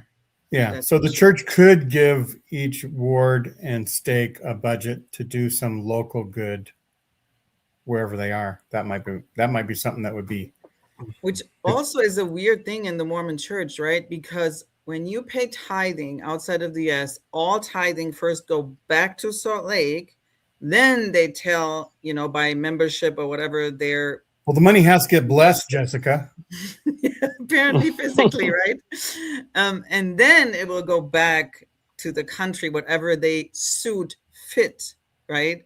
And so that's another thing where I'm like, okay, why don't you leave the tithing money that those citizens paid in the country? If they need help because they don't have enough members, then they could do that. But why is it that always all the money needs to go to Salt Lake first, and then they say how much money you get? Well, yeah, and there's actually, so I can actually talk on this for a second because that's a very good point. The church could do a lot of good. So in India, there's something called what's called a letter of undertaking, which is basically a letter of credit. You put down cash collateral, the bank gives you a credit line that you can use, right? So for instance, in India, the church could, if it wanted to actually have good publicity, it could go for a letter of undertaking in India where they use the tithing money as a cash collateral and then get a larger credit line to reinvest into that community for what they need, right? Exactly. And the basis for this, right, it's not, the basis for this is if you look at the Ambani family, the Patel family, or any other large Hindu families prominent families that give billions of dollars to the poor people. I mean, Anant Ambani at his wedding fed 50,000 people, 3,000 meals a day. He's worshipped as a god, right? Yeah. If you want that level of publicity in that specific country, that is one financial means of doing so. Other countries like in Africa, you have something similar too. And especially in Africa where there's been a lot of colonization, or in India where there's been a lot of colonization, to actually say we're not only going to keep the money in your country, but we're also going to invest in your country. That's going to get you very good publicity very, very quickly. Yeah, that's true. And to that point, right, it's the other thing is I feel, at least the pattern, it seems that the Mormon church is normally not willing to invest in communities outside of their community, first of all. And also, they're not interested in countries that are not growing. That's even Germany. It's always on the cheap hand with Germany because we're not growing. There's no growth in membership, right? And so that's the funny thing. It's once a country has a success in baptism, But even then, I feel like it's the weirdest thing with the Mormon Church, where you're like, are you not interested in good PR? Are you not interested in, like supporting communities? It's almost really, it's a Utah church. Unfortunately, it's small thinking still, even though they are $1 billion corp or business, religion, whatever. And it seems still their thinking is stuck in, I think 1920, they were still in debt, right? They were in red numbers. They weren't good financially. And so I feel like the church is still thinking like this, even though they're not it anymore. Okay, so in Matthew 6:2, when therefore thou doest thine alms, quote, and there's another, Luke 11:41 is give alms to such things as ye have. So the Greek word is actually ile imosinas and ile imosinin. And if I'm correct, that is based on the Greek word eleimon, or the root, which is eleos, which means mercy. There's nothing in those phrases to say anything about giving your shit to people who are poorer than you. It's being merciful. Yeah. So I think if you're going to approach that or engage in an anti-apologetic, which is to go in opposition to what the church is saying, point that out. It's like the original Greek is to give mercy, not to give money. It's give mercy. So what is mercy? Is the church going to define what mercy means in this instant? Does it mean 10%, or does it mean something else entirely? And the one time that I had a really great conversation, the one and only really great conversation I had with a Mormon apologist, was his interpretation of the overturning of the tables in the temple. Mm-hmm. And his interpretation, and I wish I knew this guy's name, or I remembered it at least. He said that it wasn't that a madman or a preacher had come in from the wastes and toppled all the bankers' tables over. That's probably happened several times before, because bankers inside the temple is one thing. Being, lending money is another thing altogether. But what he did, according to this Mormon apologist, was that he toppled the temples in such a way that the jars of coins mixed together. And that was a testament to the priests themselves, who were the lenders, that they were so corrupt that they didn't actually know how much money they really had. So they ended up having to blame someone else for the problems that they were experiencing, because they lost most of their money because it was mixed in with a pile of all the other coins. But you know what I find interesting, and that's kind of the point, Dave, and he's right. The problem really with that book is there are so many interpretations. Then we have language issues and translation issue. If I would be a God of the universe and I want to help my children, and I write them a manual, a book. Goddess. I'm just saying, right? Like, let's stick with that. So why writing such a shitty, uncertain book where there's so many people interpreting it right and left how they need it? Why not a clear manual that tells me what means, and not that word could mean this, and now that we're in the 21st century, that word actually means this now, and for them and their culture it meant that. How is that helpful in any way? The Lord does not need your money. Exactly. Yeah, and I mean well, to your point, and this is what I was going to get to, and I'm glad you brought this up, but it's basically legalese, right? Because if the church were to make a definitive statement, right, and this is why I think it errs on the side of philosophy as opposed to like finance, is if you err on the side of philosophy, right, we can have these discussions and there can be multiple interpretations and you have a lot of legal leeway to do it. Once you make a financial statement, then people like me and every other financial lawyer under the sun will just tear you to shreds, right? So like they're doing their very best to not lock themselves into one thing because they're preparing for the future, but they're also trying to cover their butt retroactively, because many countries, even the US, does have laws around finance where if a law changes, it can be retroactive, right? It can go back X amount of years or X amount of months, depending on what it is. That's if the law is written without a date. then it's since well, true, but yeah. the church doesn't know entirely if a law is going to be written with a date or not, so it's got to cover its butt either way. Yeah. Go ahead, Chuck. Is that the reason? I'm just listening to you all talking about how things going in the faith, and is this kind of like in these mega churches with the people, the big money giving people sit at the front? Is that the way LDS operate? That the big money people sit up front? Is it that kind of thing? Yeah. Yeah, I would say from my experience, just in other Christian churches, yes.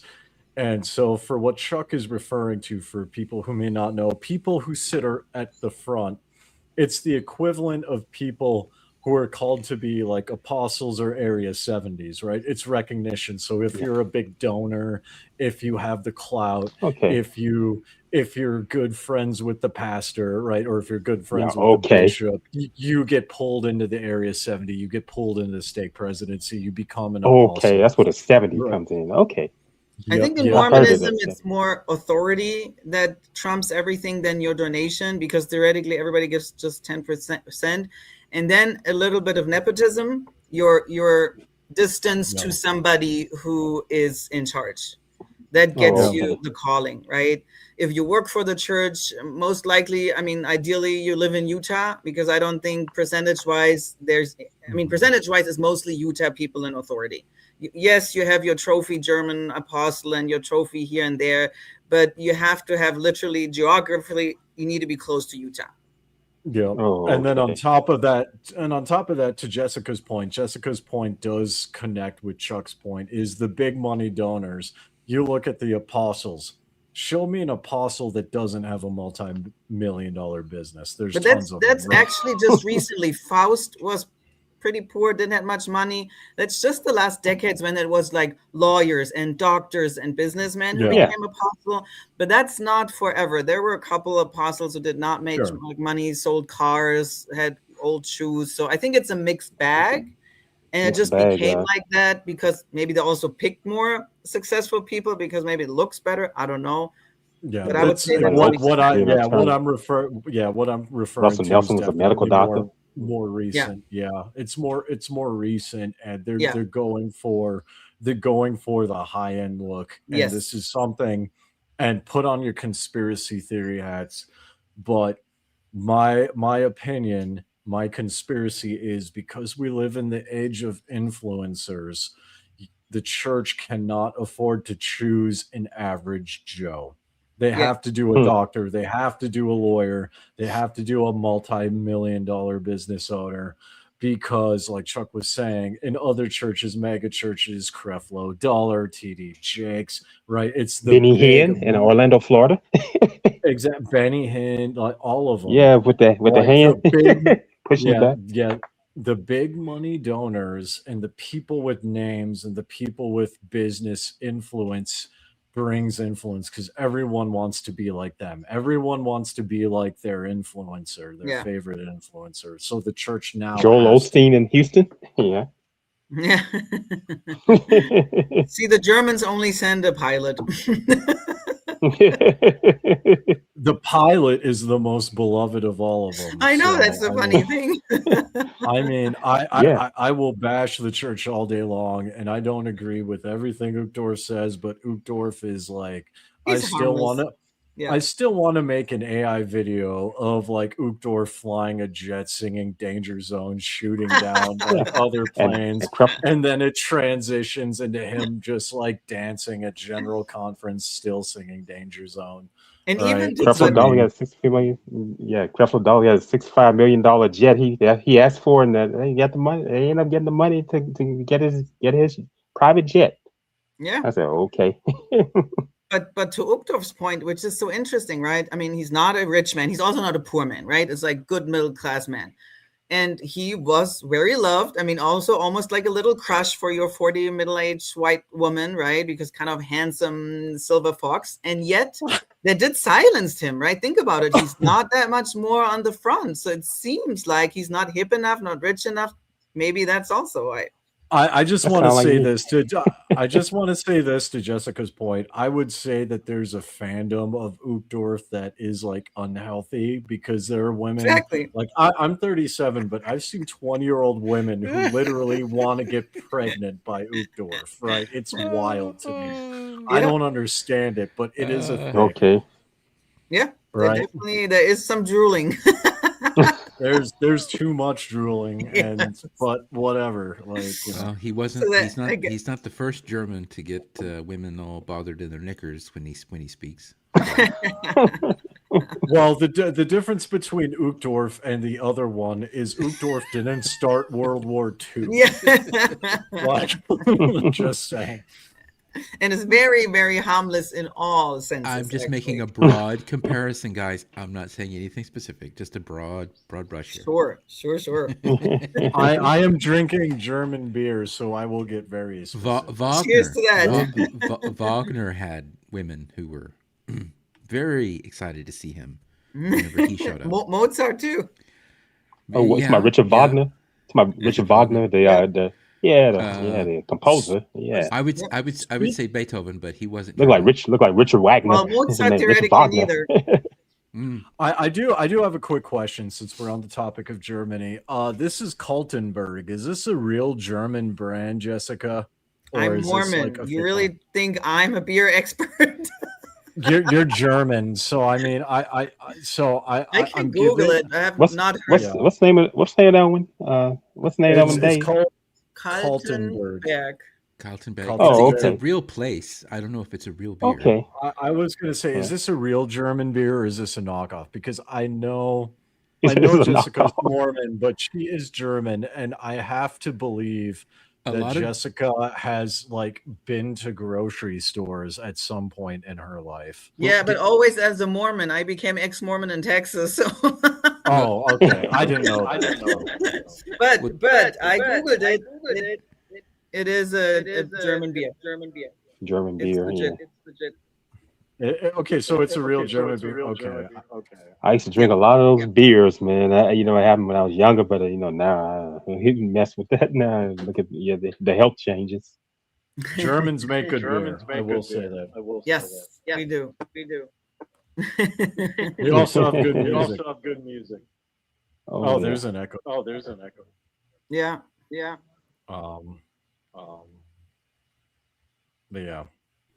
Chuck, mute. Oh yeah, I think it's Chuck. I think it's Chuck.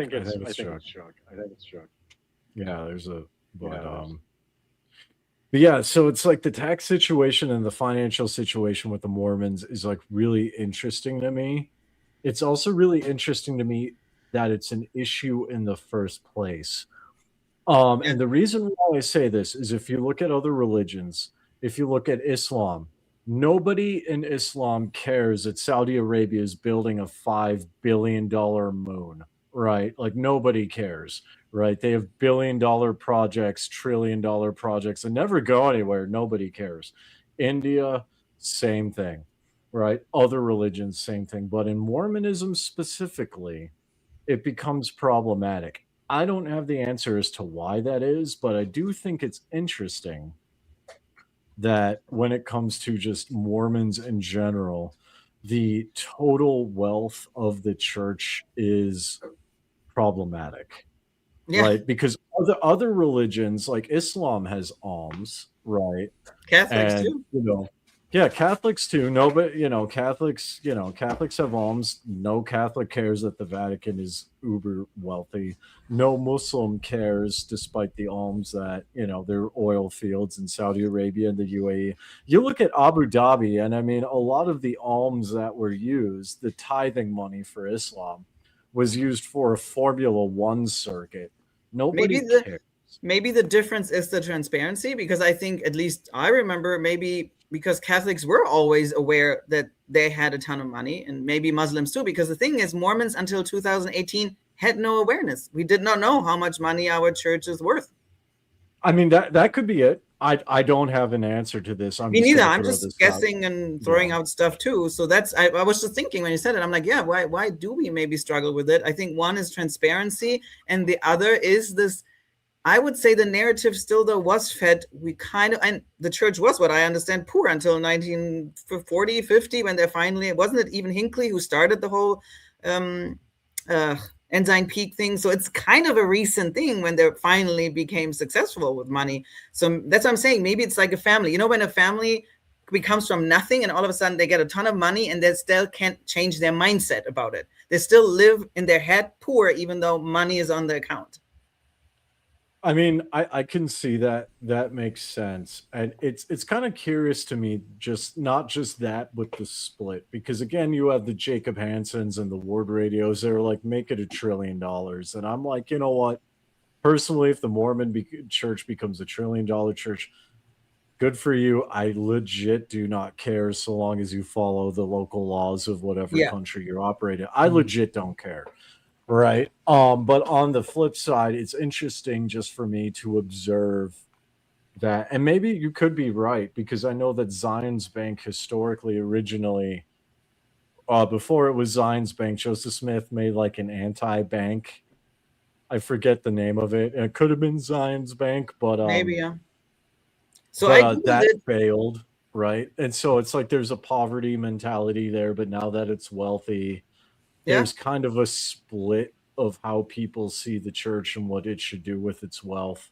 And I don't see that anywhere else in any religion or even in any other part of just American society. True, yeah.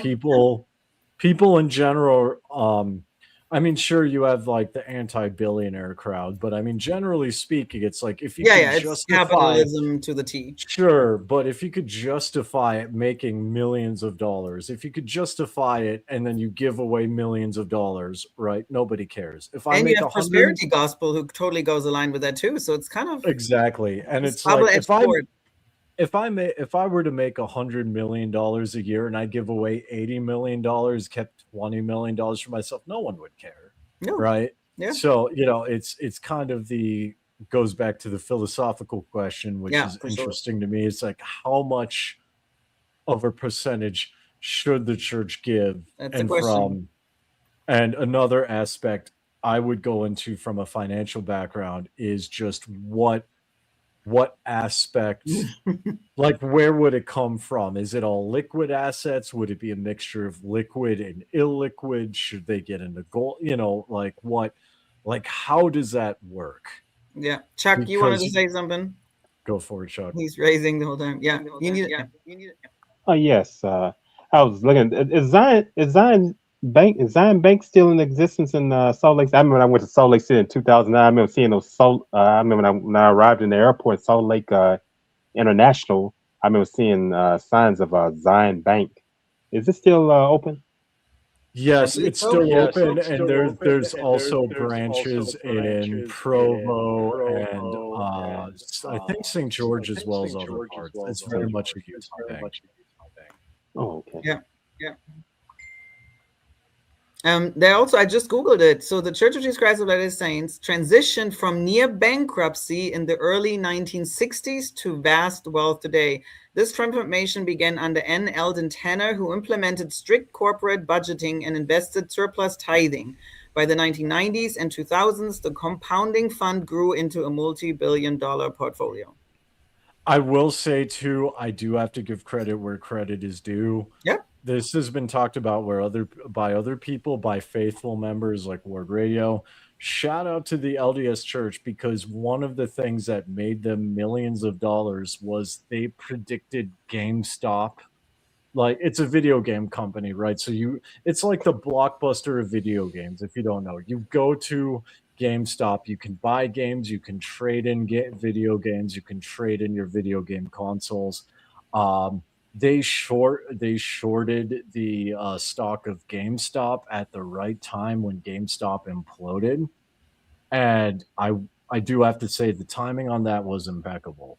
So there's also some extra information. So in the late 1950s and 60s, the church was pretty much broke. Supposedly there was a week when they didn't know if they could pay their secretaries at the church offices. Enter N. Eldon Tanner, who had made a fortune in Canada, Alberta, through insider trading in the oil industry. There were no laws against it at the time. He insisted that the church should be investing rather than just spending money as it came in. There was some pushback. Should a church be investing? But he won the day. And by the 1970s, the church was on firm financial footing. And they upped the percentage of their contribution to building local chapels from less than half to eventually 100%. There you go. There's buildings named after him. Yeah. And Seems to be the hero of the day. well, he applied financial discipline, and Yes. the whatever float. A float is the money that you have kind of setting around before you have to spend it. Yeah. He simply put that in the bank, and Did they reason- then engaged in this weird circular financial mechanism that allowed that float to then generate a lot of revenue. Exactly. And then to as- that point as also, investment income. that what the church struggled, then you have another prophet who said, once we have enough money, we will not ask members for tithing anymore. And yet, when is that day official there? That's John. That was John. That was the J.F. Smith. Yeah, Joseph. F. No, Smith. that was the first J.F. Smith. Not Joseph Fielding, his father. Yeah, He's the but one either that way, said- so what do you do with that, right? When is it enough? When you ask members not for money anymore?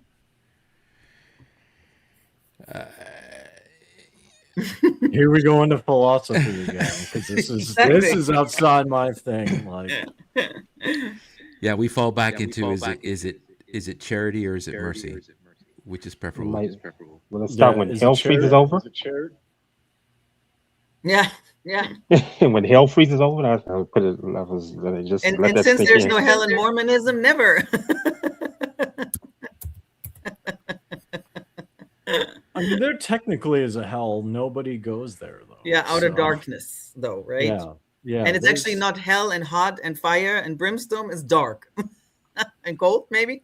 and isolating. Yeah. So Yeah. I heard that it was like it's more cold because the love Right. of God is warmth. So it's more like cold and isolating. Distant. Yeah, exactly. Distant, which sounds like paradise to me because I could use it.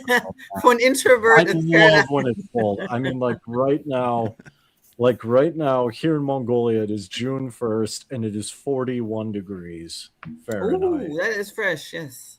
Yeah, so it's like I love it cold. So that sounds like paradise to me. Yeah, it's this is why I love these panels. It's because it's like But Dave, do you enjoy desert winters? Do you like the cold and dry and? Yes. You do. Okay. Yes. It's the desert summer for Diamond Dave, though. Because you have soft, oily skin there on the face, Dave. The desert winters, they don't. Yeah. I they're am not good part for the scan.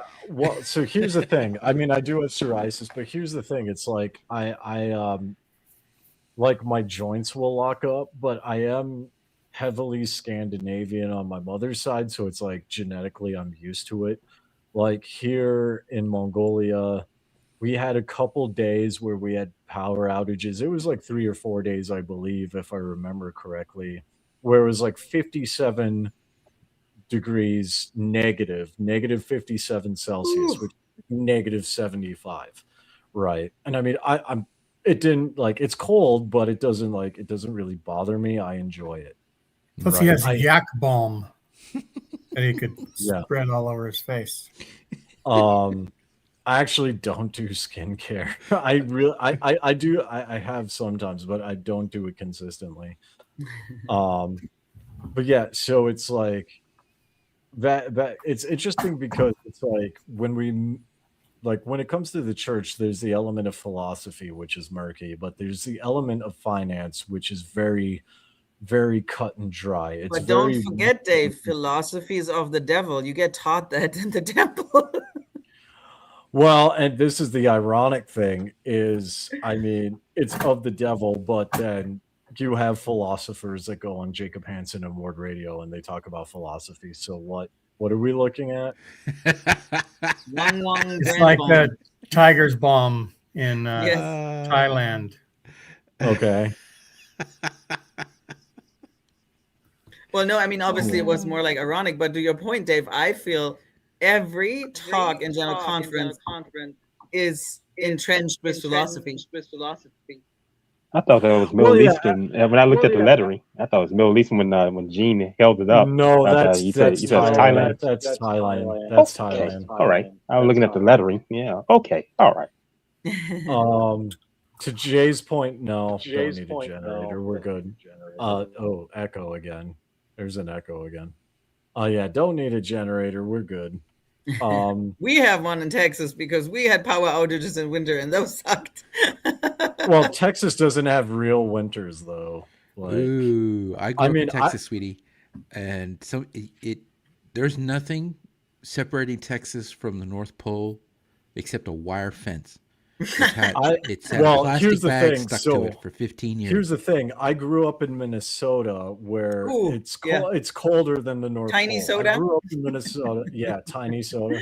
I mean, I know people that have frozen to death in their own homes because of power outages during the winters. Oh yeah, I mean we don't have a winter season. It's definitely a short season. Yeah, I mean, I've never heard of Texas getting negative 75 or negative 80 below zero. Right. Yeah, That's the thing what about Texas winters is the temperature drops, but it doesn't stay there. Yeah. That's what makes life a little bit easier. It could be 4 seasons in one day. Yeah. Yeah. So I have an idea. I'll end the show. I'll Yeah. put out in the comments one more time for people who want to come to the after show. Sounds good. Come in. I got All one right. there. I got one there. I'm gonna check on out of here and go check on my folks. All right. Nice Thanks, chatting Chuck, with you for all. checking in. Thanks, Jack. Thanks, Jack. All right, you all take care. Have a great week. You too. All right. You too. All right. And thanks everybody for watching.